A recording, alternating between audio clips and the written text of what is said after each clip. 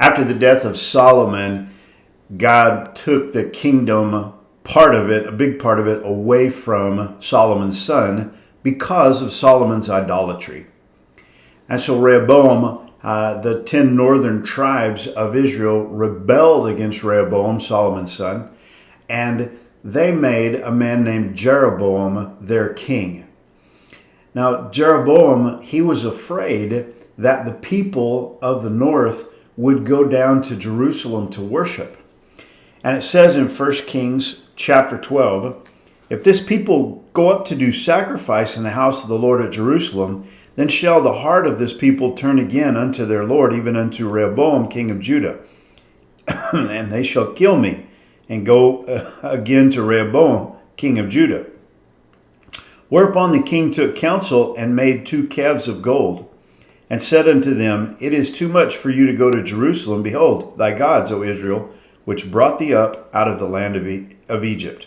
And he set the one in Bethel, and the other put he in Dan. So the very thing that caused the kingdom to split, Rehoboam, he's going to do it again. It's idolatry. But why? Why did he do this? Did Rehoboam really love a God that was represented by golden calves? Nah, he could care less. The only thing Rehoboam cared about was controlling the people, manipulating the people. And he was afraid that if the people of Israel still went down to Judah to worship, that their allegiance would go toward Rehoboam rather than to him. And so he concocts this scheme to create a false religious system. He sells it like this. It'll be more convenient for you. You won't have to travel all the way down to Jerusalem. That's just too much for you. You'll be able to worship here. Matter of fact, instead of going to one place to worship that's way down south, I'm going to put 2 places to worship in. Oh, by the way, these are your gods now. These golden calves, these are the ones that brought you out of Egypt. Sounds exactly like what the children of Israel did while Moses was up on the mountain getting the 10 Commandments. So what is his motivation? His motivation is manipulation.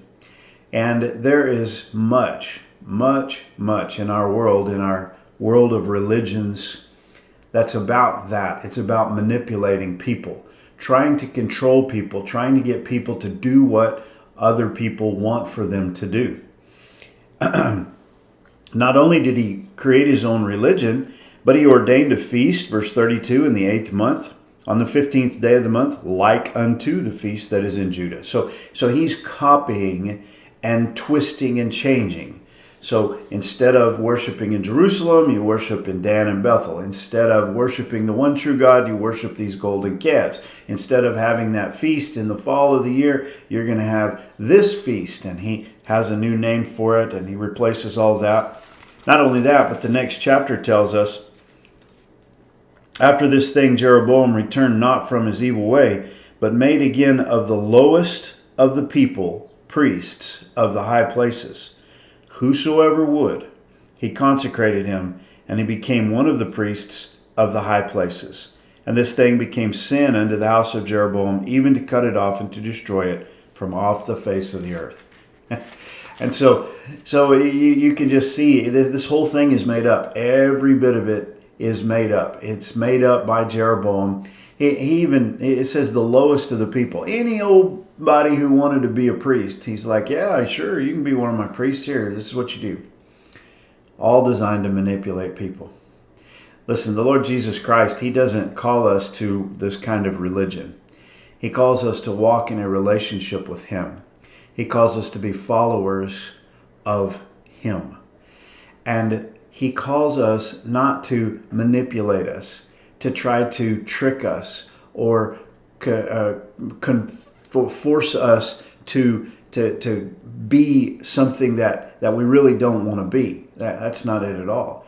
He calls us in love to come to him in faith and to allow him to lead us into light. And so I just want you to think about that as you think about what Jeroboam did in manipulating people versus what Jesus does in leading us into the truth. God bless you. Have a great day.